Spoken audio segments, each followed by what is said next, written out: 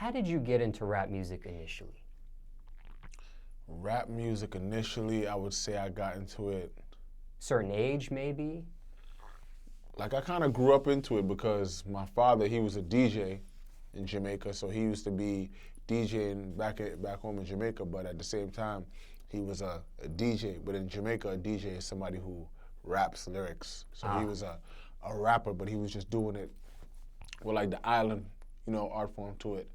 So I just always watched it. My mother, I didn't even know, my mom just told me the other day, she used to always bring me to like the big stage shows that used to go on, and I used to see it. And then it's like, I guess subconsciously in the back of my head, it just like stayed with me without me even knowing why.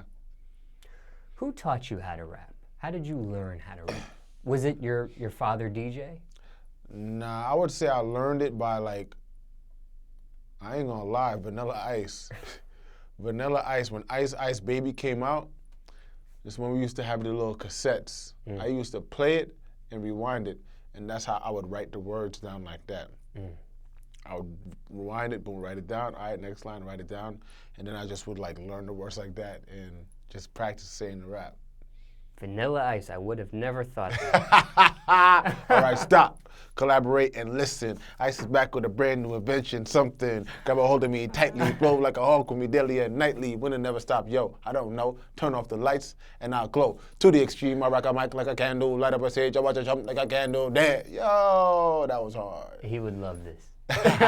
You would make him proud.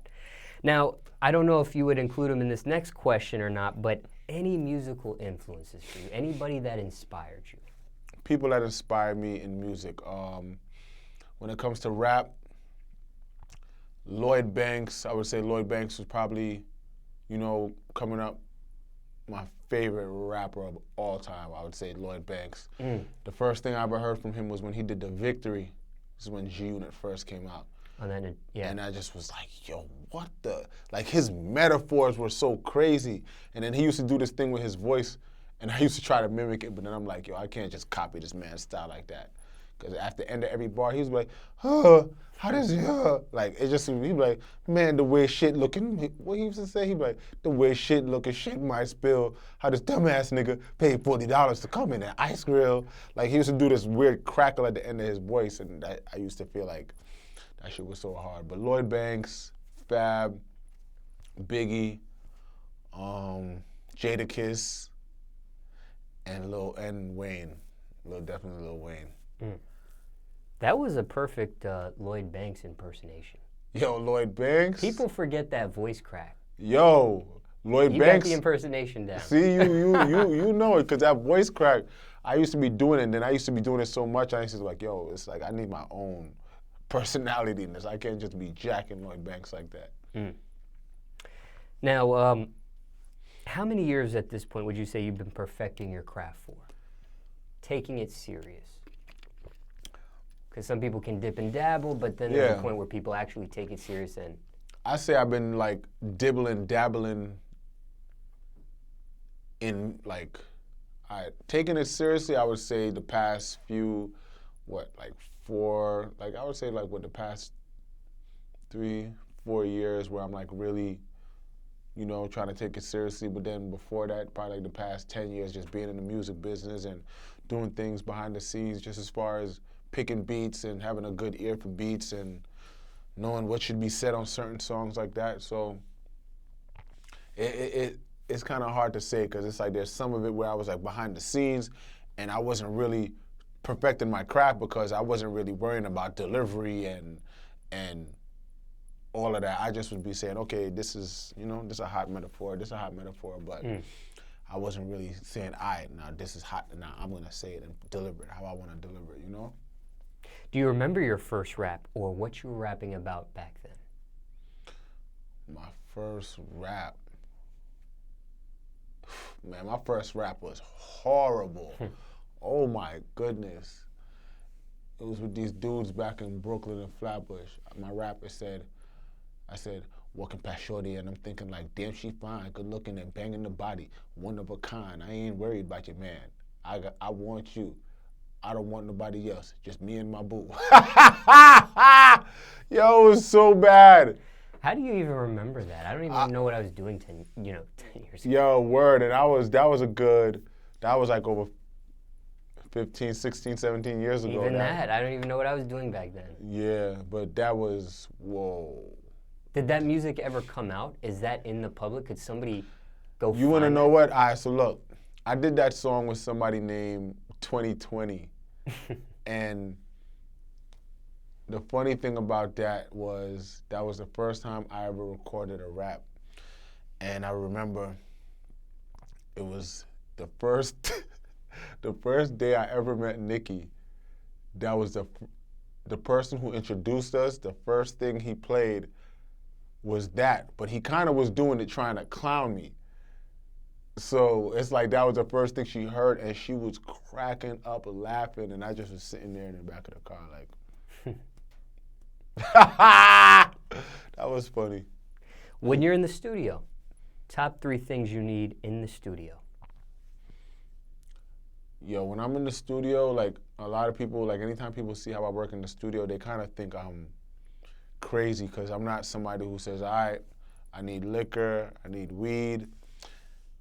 I don't be having nothing in the studio. Like my studio sessions be dry.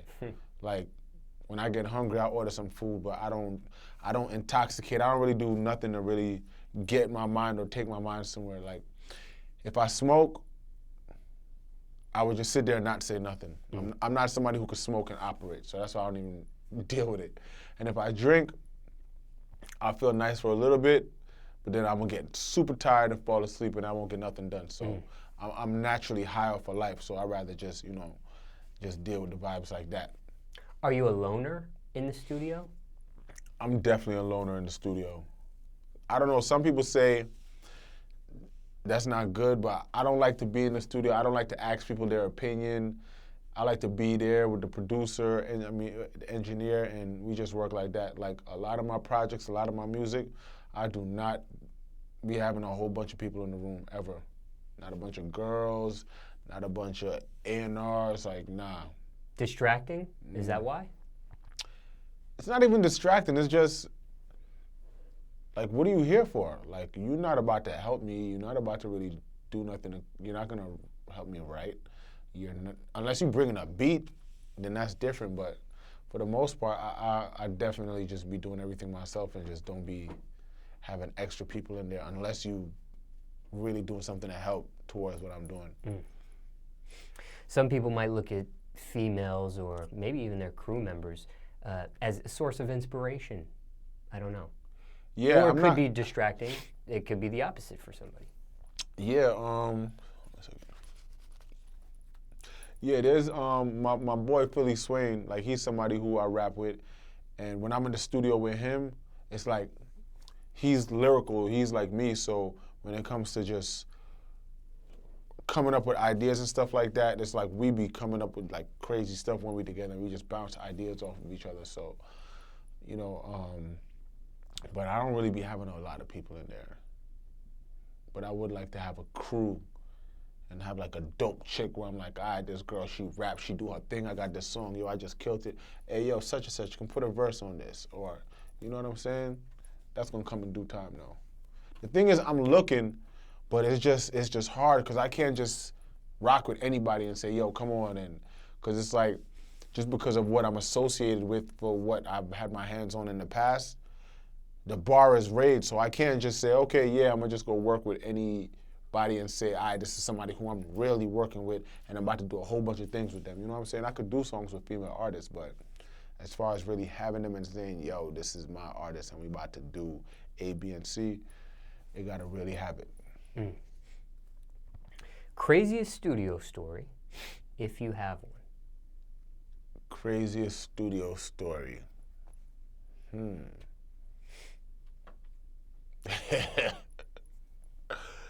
Craziest. Must be a good one there. I'm trying to think. It's a lot. Craziest studio story. Yeah, anything you were able to share with us? Because I know there may be some that are too crazy. There's a lot of crazy studio stories, man. There's a lot of crazy people in this music business, man. There's a lot. Like, there was a time when I remember we used to be in the studio with Detail a lot. Detail is an outrageous individual. The studio sessions with him would be very, very crazy. That was the first time I would go to studio sessions and see somebody have 25 girls inside the room and just have them there. I used to be like this guy used to have his own wing of the studio for him to have 20 girls in, and he just would be in there making the music in there and just be doing craziness. I'm like, with just a bunch of bottles, like he would really make his studio sessions a party. And you could just imagine the rest. They were just all, he just would turn into like crazy parties. I don't know Detail personally, but when I see his antics, like when TMZ or social media gets a hold of it, he looks crazy, period. And I can't even imagine what the studio session would be. He's talented. Detail is he's crazy, yo. Detail's a crazy guy. Now, I recently read a story on TMZ about Kanye West, and he's working on a new album or getting creative vibes on a mountaintop in Wyoming. I've never heard of a rapper do something like that before. What's the most unique location you've either recorded at or went for creative vibes or energy? Ironically, the most inspirational place that I've ever been in as far as a studio, it was with Kanye, ironically. So to hear Kanye talking about he's going on a mountaintop in Wyoming, I could believe that because I remember when I first met Kanye, and it was going to Hawaii to work on Monster, and the studio, I've never been in a studio that had glass going around the studio. When you go in the studios, it's just styrofoam walls, brown or dark, or with a couple lights, and that's it. Like, Kanye was the first person that I ever saw bring a smoke machine, a laser machine, and the studio, it had a jet ski and a boat dock right outside of it, so you could walk out and just be on a dock. Like, I remember one time I was there and it was I was with his cousin and we was just there and we was just chilling. We just went outside and just started fishing. So, like, his studio setup, I'm telling you, yo, anyone who's worked with Kanye, just his vibe is like, it's just crazy. It puts you in another place mentally. Like, you really just be sitting there, you turn around and you just see a dock and little boats and jet skis and fishing, and it's not a bunch of random people, it's just whoever's right there. So I could definitely believe Kanye being in Wyoming for inspiration. Did Kanye ever personally indulge in those activities, like the jet skis and the fishing and stuff too, or is it like just the vibe for him? Just curious. When he played basketball a lot, we was playing basketball a lot. I remember we was playing basketball on a that's crazy. I never even spoke about this shit. Like, now that I'm sitting here really thinking about it, I've really been a part of some crazy shit that it's like I don't even really speak about it or acknowledge it. But I remember we was in Hawaii, and it was me and Kanye and his cousins met up at the crib. He had a chef there cooking some banging ass food. And then Nikki was with Amber, and we just was in a place playing basketball. It was indoors, and then we left, and then we went to an outdoor basketball park. And people started to realize, yo, this is Kanye playing basketball with us. You know what I'm saying? It wasn't like just some random, they started realizing, and then people started taking pictures and stuff, and then like I remember he was dribbling the ball, and he was like, stop taking pictures. Like, he's in the middle of boom, boom, boom, but he would hold the ball and like stop people. And then they really listened. They respected it, and then we really like played ball. So he was doing more of like the sports and stuff like that, but I see. Yeah, I didn't see him fish or do none of that other stuff. How good are his basketball skills back then? He could play ball. I ain't gonna lie. Like he's stocky, but he's quick. He could play ball. How about your skills? How did you fare? You know, what had happened was, you know what? I'm nice and ball. You know, I used to be. You have the height. Yeah, you know what? If I didn't get into the music business and start wanting to be fly and deal with girls and all that, I feel like I would have made it to the NBA. That's a strong statement. Is that a believable statement? Yeah, nah, I feel like, yo, if I would have really stayed at it, I would have made it to the NBA if I would have really, really just stayed on my basketball. Because when I went into high school, I was the only freshman on varsity. Oh, wow. So, like... You have to be good if you're a freshman on varsity. I was the only freshman on varsity, but the other basketball players, they started getting jealous because it's like I was the only freshman, but my grades weren't good, so, you know, they got me. I failed off the team. And do you regret that? Nah, I like where I'm at, so, you know, it is what it is. Everything happens for a reason. Your recording process, what's that like? Are you the type to write records, whether it's pen and pad on the phone, or are you freestyling, punching in? I go between freestyling and on my phone, but I like to really think about what I say, so I'm not the type of person who's just gonna go in the booth and freestyle a record. And a lot of people don't really do that. Like, and if they do that, they ain't really saying nothing. So I'm one of the people that I'm gonna hear my beat, I'm gonna play it, and I'm gonna write to it, and that's how I'm gonna do it. I don't just go in the booth and then freestyle it. Like, I have the beat playing at home, I write at home, and I just vibe with it like that, rap it, do voice notes. I'm big on voice notes. I do a lot of voice notes. As a matter of fact, damn, and let me tell you what always happens to me. I always come up with metaphors while I'm asleep. And sometimes I be coming up with some crazy metaphors, and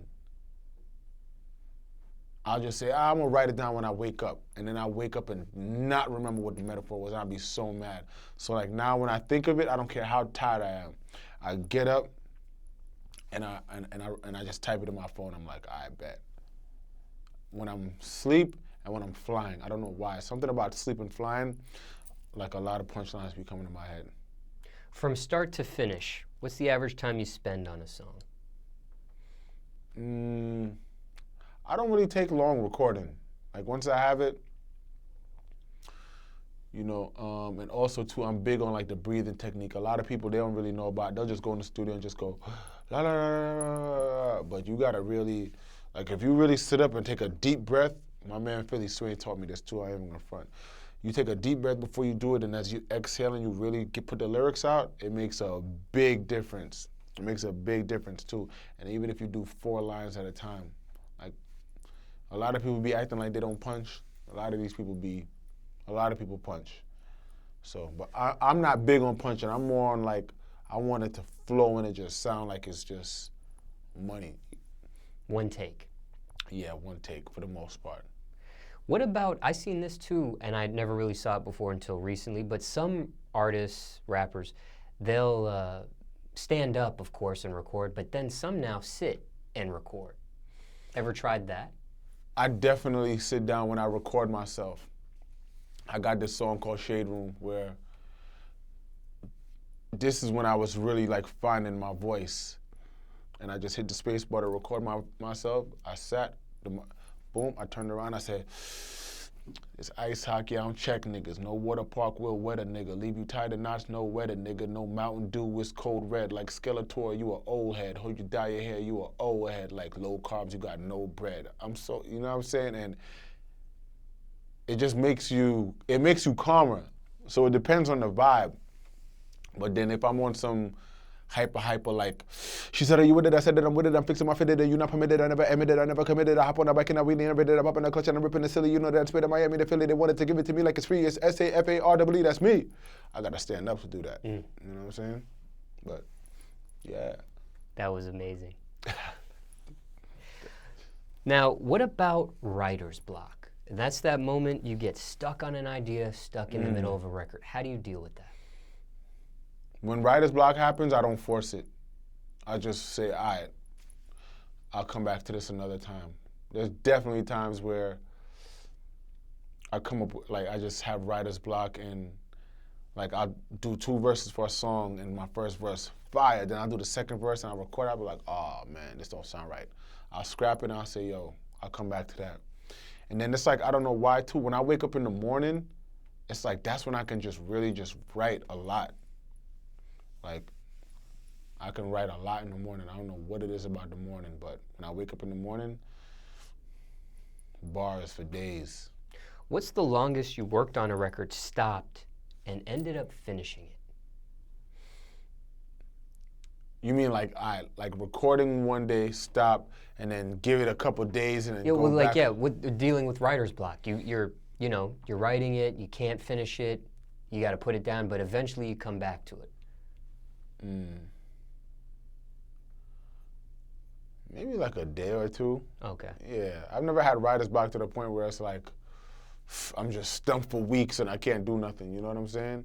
But once I have my vocals and the rap laid down, then it's like the rest is just all in the mixer and post-production and all of that. But for the most part, I don't really ever get stumped to the point where if I try again, I'm just going to not come up with nothing. You do voice memos in your phone. You also write on your phone. Ever lost lyrics on your phone? Hell yeah. That sucks. How do you deal with that? Yeah, losing lyrics on the phone, I'm not going to lie, that is very, very frustrating. I remember one time I wrote like a 60-bar crazy double entendre metaphor rap, and it just disappeared. You know, because you know how when you type in the notes, and it's like, whoever's at Apple, you need to change this. Okay, he's it's listening. Like, yeah. The trash can thing is right there, and you could accidentally tap it so easily. And yo, I remember I just said boom, and I just saw it go, and I'm like, yo, this is not the mailbox. You can't undo, like, how am I about to get this back? Yo, I was sick. Oh, I was so mad. You know how you might be able to get it back, now that I think about it, is maybe the last time you plugged your phone into maybe your laptop to save it. You know how, like, when you charge it, it'll back it up and save it for that day and time. Man, it's too late now. Yeah, but you would have to do like a restore of that. Yeah. Nah. You just got to take the L. What about beats? I'm sure you come across a variety of beats. Has there been any beat that you received that you passed on that became a bigger song for somebody else?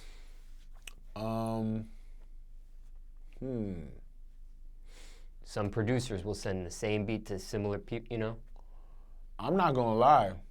It's a lot of beats that were sent to me that other people passed on, and I would be like passing it on to other people, and then it ended up working out for them. Like on some A&R type of level? Yeah, definitely on the A&R level, 100%. I didn't know you did stuff like that. Yeah, 100%. I used to pick beats all day because I like going through beats. Like when we was, when I was with Nicki and we were making the albums and all of that, I used to sit there and go through emails and listen to beats all day.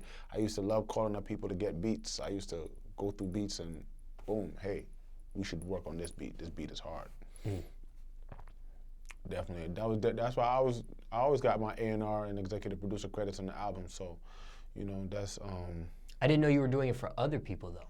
Oh yeah, definitely. Yeah, even like with K Michelle, definitely. When I hear certain stuff of her, like, 'cause she's not just a singer. She be doing her thing too, where she be having like a whole different type of delivery. So I like to just. I gotta really know the person though.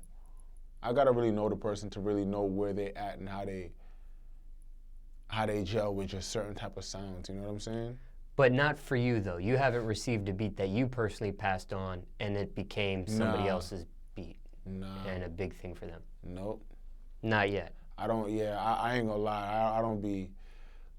Thank God I got a good ear, because I don't be passing on beats and then somebody else getting, like, if it's good, I'm snatching it.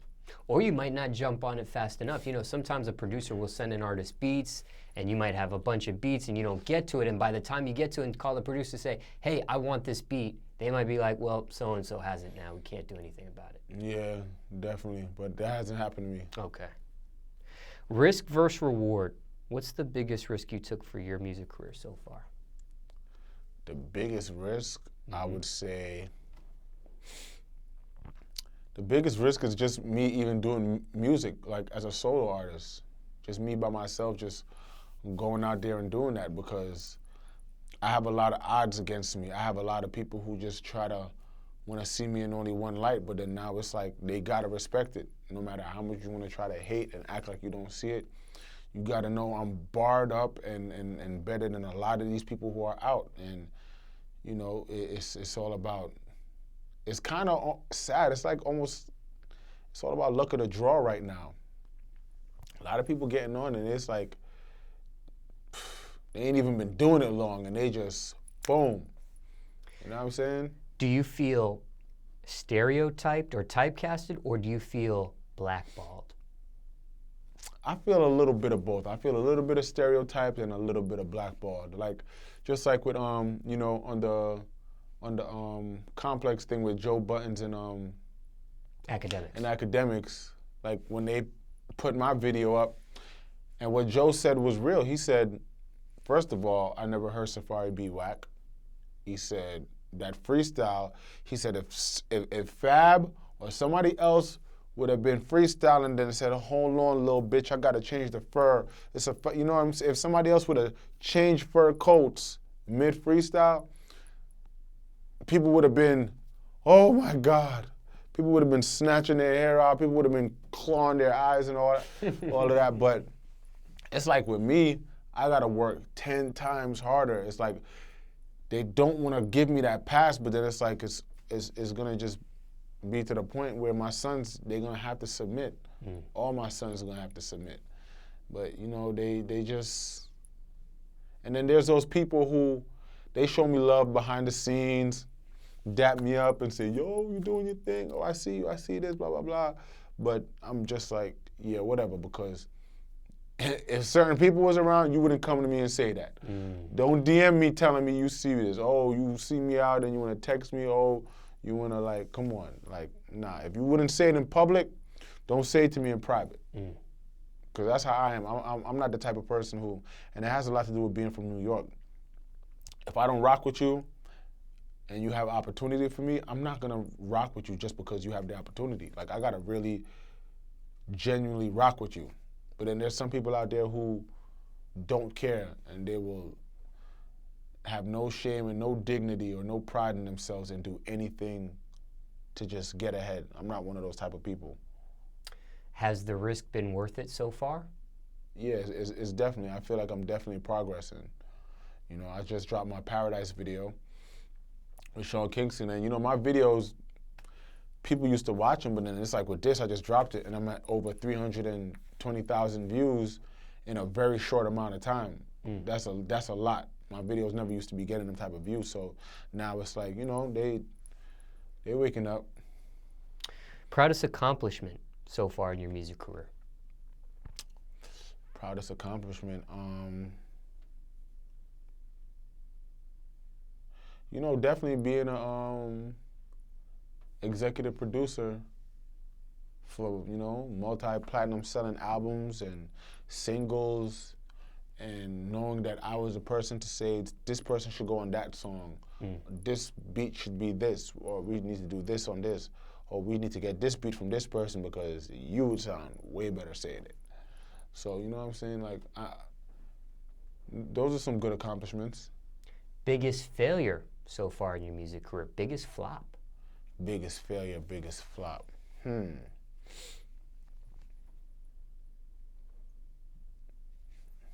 these are some good questions. Biggest failure, biggest flop. In your music career so far? If you've had one, maybe you haven't had one. Yeah, I don't think I've had one yet. Like, I'm still on the grind. Like, I'm on national television. Like, millions of people see me and they know me and all of that, but I'm still on the grind though. When it comes to this music, like, some people, they like, yeah, congrats, and they acting like I made it, but to me, I don't feel like I made it yet. Like, even the other day, somebody was like, yo, man, congrats, man, you doing your thing. And I was like, it really look like that to you? You know what I'm saying? But I'm not gonna stop. I'm gonna keep on doing it. Looking back with the TV stuff, was that a good decision for you to make at that time? 100%. Okay. I wouldn't change the TV aspect of it for nothing, because it's crazy. I really thought people knew me and recognized me before, but then I didn't realize that they really didn't until the TV thing came out. Like me being on TV, it's like, people watch TV just as much as they listen to music, you know what I'm saying? So it's all different forms of life, all different walks of life. Like everybody watches TV. Like the type of people who come up to me and approach me when I walk through airports and malls, these are people that I would never think in a million years would know who Safaree is, you know what I'm saying? So I wouldn't change none of that. Because sometimes people will debate, maybe it was too early I went on TV. Maybe it was too late for me to be on TV. Nah, I definitely took a little 2.5 year hiatus. I took a little while. I feel like if I would have did it right away when I first started doing all my solo stuff, it just would have been too like, oh, this is what he wanted to do, but it's not really what I was aspiring to do. It's just after a while, I just was like, you know what? I feel like to help everything I'm doing, I need to do this. I need more eyes on me, and this is what I'm gonna do. And then, you know, it definitely helped. Do you wish you could live a normal life? I ain't gonna lie, sometimes I'll be like, yo, man. Like even today, flying to Atlanta. I didn't get no sleep last night. And my flight was 10 o'clock in the morning. I had to be up from 6, and I just was dumb tired. And I'm like, yo, I am not in the mood to walk through this airport and have people come up to me and ask me for pictures. And then I put on my hat, my shades, my do-rag, and it means absolutely nothing.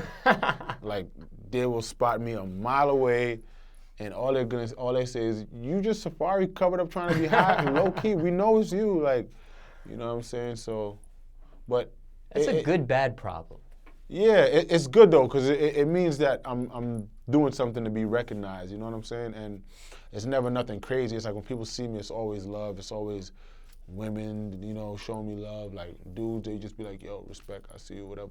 So. But do you wish you could live a normal life? I feel like if I lived a normal life, I wouldn't get stuff for free. I like getting stuff for free. I get a lot of hookups. Like these Versace glasses, if I was a normal person, I don't think I'd have been able to find these. But, you know, the dude who I met, like he went above and beyond the stars to find these for me. I don't ever have to wait in line. I remember one day I was in Walmart. I had a bunch of stuff. And all the girls, because, you know, they be having their walkie-talkies and all that. I knew they were all talking and telling everyone that I was in the store, because I'm in my island and all of a sudden I just see everybody coming out and peeking and poking and doing all of that. So all of them came out and they were like, and it was crowded too. And they were asking for pictures and they were like, I said, well, I need to skip this line. And they was like, come on. They opened up a whole new register for me. Other people came trying to get on the line. They was like, no, we're not open. And they just was looking like, what the? And I'm just like, hey, I don't gotta wait on lines for clubs. I get free champagne, free cars sometimes, free rental hookups. There are perks to being popular. Yeah, it's definitely some good stuff, you know. I handle it well though. I don't let it like change me or you know, have me thinking I'm better than people. That's one thing with me too. Like, no matter how annoyed I am, like when somebody want a picture or whatever, I don't ever tell them no, because I look at it like this could be the only time in life I ever get to see this person and they want to take a picture with me. So why would I tell them no? You know what I'm saying? So I just do it. What's the biggest misconception of you? What's one thing people think about you, but it's not true? I think the biggest misconception of me is that, you know what? The biggest misconception of me, I think it low-key kind of went away. Like, people used to think that I was really cocky and arrogant and had my nose up in the sky. But now, when people hit me, a lot of people be like, yo, you mad humble. I rock with you. Like, they can see the kind of person I am. So I feel like, you know what I'm saying? That was a big misconception, because I used to wear so much big jewelry and all of that. But then it's like, I've been in this now for a long time. And the big clunky jewelry and all of that, it's like, it's a phase. It's like when you first get into this thing, the first thing you want to do is get a crazy whip, get some big chains and watches and all that. Then it's like I went through it. Then it's like you got to watch your back way more. You can't chill. I already be, you know what I'm saying, having security when I go out and do shit. But then it's like when you start messing with that jewelry, it's just a different line of fire you're dealing with. And you just got to be prepared for what comes with that, because people are always trying to rob people, always trying to set you up. So. Okay, so you've gotten it out of your system. Yeah, I definitely got it so out to of my speak. system. Yeah. But the problems that jewelry can cause, is it even worth it? It's definitely not worth it. Like, a lot of dudes be really out here getting guns put to them, like getting shot at or it's like, I don't even want to have to move like that. You know what I'm saying? And then it's like, I look at it like this now. When I first used to be coming through and rocking all of this big, heavy jewelry, it's because people ain't know who I was, so maybe low-key in the back of my mind, I was doing it because I wanted to be noticed and I wanted to be seen and I wanted people to look at me like I was a rapper, even though nobody knew what I was doing. But then it's like now, I can go somewhere and not have on no chain or have on one little chain, and then another guy can have on 10 chains and nobody know who he is, but everyone's gonna be all on me, you know what I'm saying? And like, I went somewhere, the other day I was at this club. I was booked to be there, and somebody was saying something like, oh yeah, I saw Safaree at the club. He didn't have that many bottles. I'm like, what? First of all, I don't even drink. And second of all, when I walked in there, every single girl in the club came and was where I was at. You guys are over there buying bottles and throwing money because you want that attention that I'm getting just off of me being me. And I'm saying that humbly speaking, like, it is what it is. It comes with what I'm doing, but like, I'm not doing this for that, but it comes with it. So it's like, I don't even gotta do that. Like, I'll come there with a freaking no shirt on and take everybody bitch without trying to. But I don't want your bitch. Craziest rumor you heard about yourself? Craziest rumor. Damn, there be so many freaking rumors, I don't even remember. Why so many rumors about you? Because I feel like when people talk about me, the blogs, they get them clicks. Like, I don't know what it is. Like, when it comes to me and like rumors and like my personal life and just stuff like that, like, people be wanting to know. So that's why a blog will just take it and just run with it. And, you know, I remember one time there was this thing where they was trying to say I'd put out like some naked pictures of my ex and just weird dumb shit like that. And I'm like, anyone who knows me, it's like, why would I wait all these years to do that shit, you jackass? Like, you know what I'm saying? Like, I'm not about to gain or benefit nothing from that. So, you know, I definitely. That's false. Yeah, like, that's not even in my character, you know what I'm saying? When it comes to women, I grew up with all women. So I definitely just be trying to have the utmost respect, whether people, you know what I'm saying, rock with me or not. What question do you hate to answer? Anything that bothers you that people ask of you? Honestly, I'm at a point now where I'm so used to like the crazy shit that people ask me, and I'm like low-key kind of numb to it, that nothing even really bothers me. Like, these people can't ask me nothing that I'm gonna be like, yo, what are you asking me that for? It's like, I did Wendy Williams on live TV. Wendy Williams is probably the toughest interview anyone will ever have to do in their life. And I did that, so can't nobody really bring nothing to me where I'm gonna be like, oh, damn, I'm so tired of this shit. She's pretty tough. Also tough is Howard Stern. I think he'd be a tough interview to do for some people as well. Yeah, Howard He can Stern. Really get in there. Yeah, he's outrageous. Now, do you care what people think of you? Honestly. Nah, I definitely don't care what people think of me. Definitely, because it's like the people who have weird or wrong things to think about me, they're not doing 25% of what I'm doing in life. So why would the opinion of like people who don't even matter in my real life affect me? The only thing that matters to me is how my sisters and my nieces and my mom and my family perceive me and deal with me. Other than that, everybody else is like, whatever. Like, nothing they could say, do, post gets to me. I've been through it all. What about music-wise? Do you care what people think of your music? Music, definitely, you know, when it comes to my music, I definitely want people to love my music because I want them to feel good. That's why I make music. I make my music because it makes me feel good. I want to put that same feeling inside of other people. So, you know, I definitely want my music to just transpire the same way and make people feel good.